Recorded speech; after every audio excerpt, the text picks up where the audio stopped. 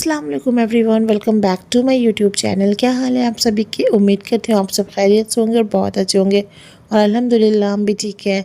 सो आप सभी को रमज़ान का पहला जुम्मा बहुत बहुत मुबारक हो। काफ़ी लेट हो गया मुझे ये व्लॉग अपलोड करने में क्योंकि मुझे वॉइस ओवर करने का टाइम नहीं मिल रहा था।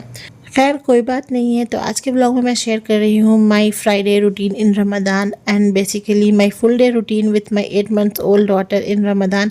किस तरह से मैं कुरान पाक की तिलावत करती हूँ, नमाज़ पढ़ती हूँ, घर के काम करती हूँ, साहिबा को संभालती हूँ, सब कुछ अकेले कैसे मैनेज करती हूँ, बस यही शेयर करूँगी आप सभी के साथ।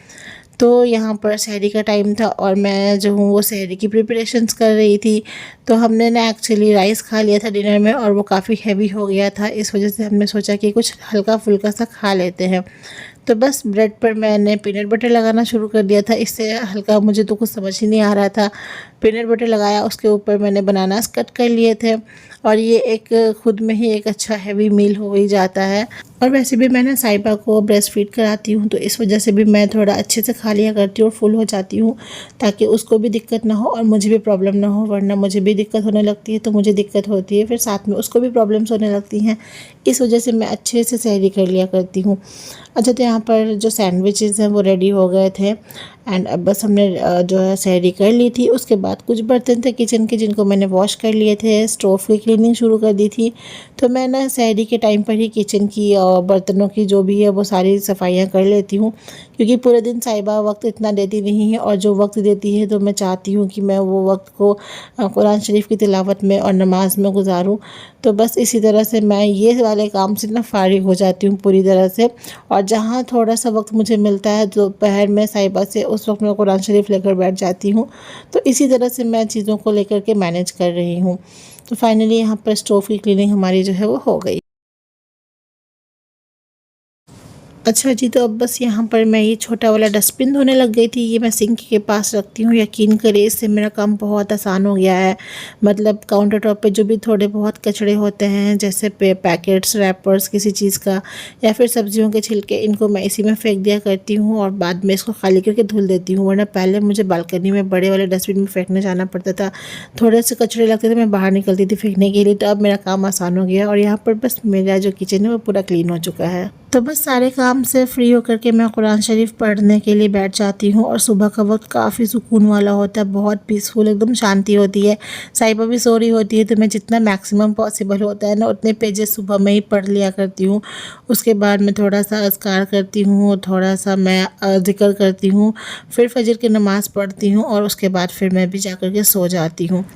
बस फिर मैं यहाँ पर सोकर उठ चुकी थी। ये 11:30 का टाइम हो रहा था और मैं थोड़ा लेट करके उठी थी। मेरे हस्बैंड मुझसे पहले उठ चुके थे और वो उठ करके नहा शहा कर रेडी हो चुके थे क्योंकि उनको नमाज़ पढ़ने जाना था इस वजह से।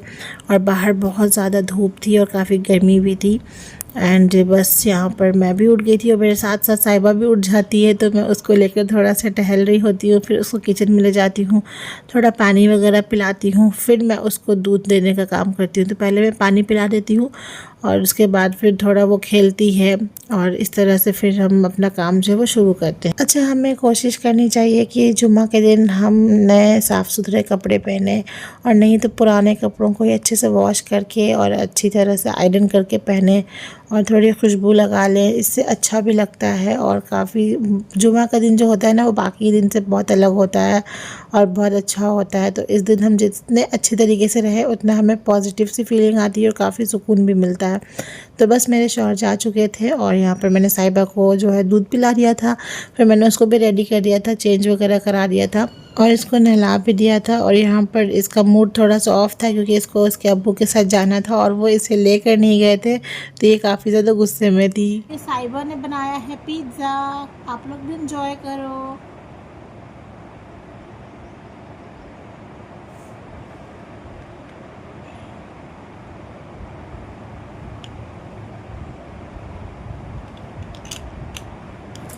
और बस यहाँ पर मैं ना बैठ गई थी। कुछ कपड़े थे जो मैंने धुले हुए थे, वॉश किए हुए, इनको मैं तह लगा रही थी, सूख चुके थे। और साहिबा को भी मैंने यहीं पे बिठाया हुआ था टॉयज़ दे करके, बट ये इतनी आसानी से मुझे काम करने कैसे दे सकती है। तो इसी तरह जहाँ जहाँ मैं होती हूँ वहाँ वहाँ मैं इसको लेकर के ही काम करती हूँ, ताकि मेरा काम तो बिना रुके हो जाए। बट बिना रुके तो नहीं होता, रुकना पड़ता ही है, बीच में ब्रेक लगाना ही पड़ता है। अच्छा जी, तो बस मैंने भी शावर ले लिया था और मैं नमाज की तैयारी कर रही थी, थोड़ा इधर मैंने भी लगा लिया था। मेरे हस्बैंड का फ्राइडे को वर्क फ्रॉम होम होता है रमज़ान में, तो इस वजह से मुझे काफ़ी सुकून और आराम मिल जाता है, तो मैं आराम से नमाज़ पढ़ लेती हूँ। इस बच्ची को मैं लेकर आई हूँ सोने के लिए, और ये बच्ची है कि सोती नहीं है। साहिबा सो जाओ बेटा, आप सो जाओगे तो मम्मा फिर इफ्तारी बनाएंगी, है ना। मैं इसको सुलाने की पूरी कोशिश कर रही थी, पर ये सोने का नाम ही नहीं ले रही थी। पता नहीं क्यों ये इतना कम सोने लगी है, मतलब पूरे दिन ऐसे जगती है, रात में भी देर से सोती है और बहुत ज़्यादा परेशान करती है, ज़्यादा ही एक्टिव हो चुकी है अब।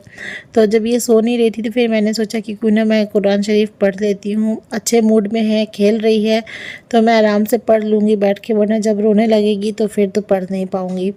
तो बस यहाँ पर मैं पढ़ने लग गई थी और यहाँ पर भी ये पहुँच गई थी। आजकल ये ना क्रॉल करना सीख गई है, तो क्रॉल करते करते ये मेरे पास पहुँच जाती है और मुझे इस तरह से डिस्टर्ब करने लगती है। पर फिर भी मैंने पढ़ लिया था एंड फाइनली मेरी लाख कोशिशों के बाद भी ये बंदी सोई नहीं, तो मैं इसको लेकर के थोड़ा टहल रही थी और मैं अपने हस्बैंड को पकड़ा दिया कि इफ्तारी बनाने का टाइम हो चुका है, 4:30 हो गए हैं, आप इसको पकड़ लो तो मैं जाकर के फटाफट से कुछ बना लेती हूँ। फिर मैं आ गई थी किचन में और मैंने जो बर्तन सहरी में धुले थे उनको अभी तक सेट नहीं किया था, तो बस उन्हीं को जमा रही थी।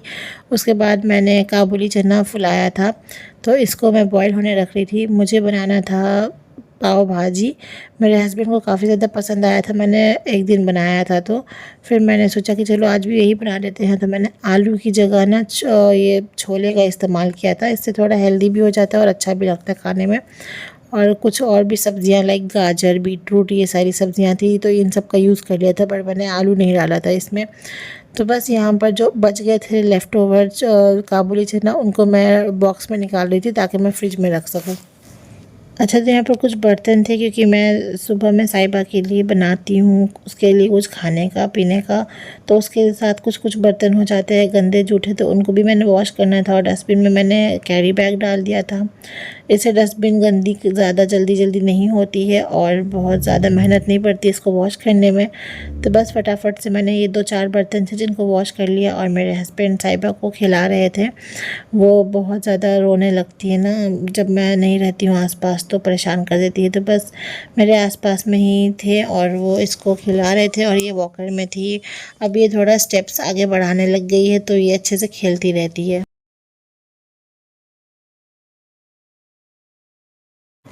तो जब तक छोले बॉईल हो रहे थे मैं रूह अफ़ज़ा बना रही थी, क्योंकि ये तो वैसे भी मैंडेटरी ड्रिंक होता है। एक दिन मैंने चेंज कर दिया था, तो मेरे हस्बैंड ने मुझे इतनी बार बोला कि रूह अफ़ज़ा बनाना चाहिए था ना, रूह अफ़ज़ा क्यों नहीं बनाया। मैं रूह अफ़ज़ा पीता हूँ, फिर मैंने सोचा कि चलो अब कुछ भी बनाना हो रूह अफ़ज़ा स्किप नहीं करना है। तो बस मेरे आधे से ज़्यादा काम जो है वो फ़िनिश हो गए थे, थोड़े बहुत रह गए थे। इतने में मैंने ना असर की नमाज़ पढ़ ली और मौसम भी अच्छा होने लग गया था, मतलब हवा चलने लगी थी। उसके बाद फिर मैं आ गई थी किचन में बचे खुचे काम को फिनिश करने। तो मैं यहाँ पर बन सेक रही थी, बेसिकली पाव सेक रही थी पाव भाजी के लिए। मैंने अपने हस्बैंड को बोला था पाव लाने के लिए और वो ये बर्गर बन उठा कर लाए थे। एक्चुअली यहाँ पर चीज़ें बहुत ईजीली मिलती नहीं हैं, आसपास के शॉप्स में बहुत मुश्किल होता है, कुछ भी ढूंढो तो वो मिलता नहीं है, फिर हमें उसका ऑल्टरनेट ऑप्शन यूज़ करना पड़ता है।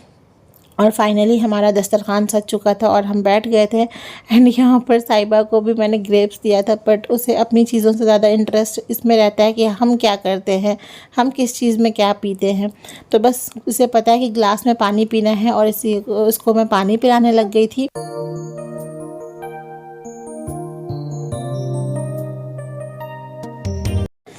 इसे ना ग्लास में ही पानी पीना अच्छा लगता है, फीडर में अगर हम इसे पानी देते हैं तो ये नहीं पीती है, फीडर में ये सिर्फ दूध ही पीना चाहती है, पानी बिल्कुल भी नहीं। सो फाइनली हमने हमारा रोज़ा खोल लिया था और साहिबा शरबत की तरफ देख रही थी, बट मैंने मेरे हस्बैंड को मना कर दिया हुआ था कि इसको बिल्कुल भी शरबत नहीं देना है। तो बस उसके बाद मैंने नमाज़ पढ़ी और इसी के साथ आज का व्लॉग भी यहीं पर एंड करती हूँ। मिलती हूँ आपसे एक नए व्लॉग में, अपना बहुत सारा ख्याल रखना, हमें दुआ में शामिल रखना, तब तक के लिए अल्लाह हाफिज़। अच्छा, अगर व्लॉग पसंद आया हो तो प्लीज़ चैनल को सब्सक्राइब भी कर देना।